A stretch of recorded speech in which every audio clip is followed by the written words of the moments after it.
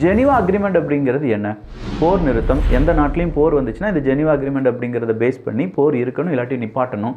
அதில் குறிப்பாக இயற்கை வளங்களாக இருக்கட்டும், இல்லை முக்கியமான சில சட்டத்திட்டங்களாக இருக்கட்டும், எல்லா நாடுகளுமே மதித்து நடக்க வேண்டும். இந்த ஜெனீவா அக்ரிமெண்ட்டை மீறக்கூடிய நாடுகளுக்கு எதிராக இன்டர்நேஷனல் லெவலில் இருக்கக்கூடிய நாடுகள் அவங்களுடைய குரலை உயர்த்தலாம்.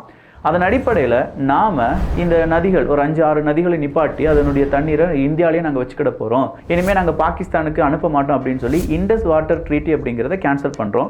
1960லேருந்து 62 வரை உருவான இந்த ட்ரீட்டி அப்படிங்கிறது இப்போது நிறுத்தப்பட்டிருக்கிறது.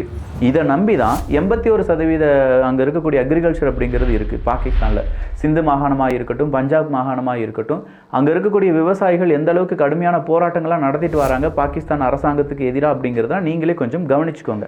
அவங்களுடைய இன்ஃப்ளேஷன் ரேட்டாக இருக்கட்டும், அவங்களுடைய கடன் வாங்கும் திறனாக இருக்கட்டும், இது எல்லாமே எந்த அளவுக்கு இருக்குது அப்படிங்கிறது நம்ம நினச்சிக்கணும். ஸோ இந்த தண்ணி அங்கே போகலைன்னா மறுபடியும் அங்கே பிரச்சனை பெரும் பிரச்சனையாக மாறும். சொல்லப்போனால் பாகிஸ்தானுடைய உள்நாட்டு கலவரமாக மாறி அது உள்நாட்டு போராக கூட மாறுறதுக்கான வாய்ப்புகள் இருக்குது.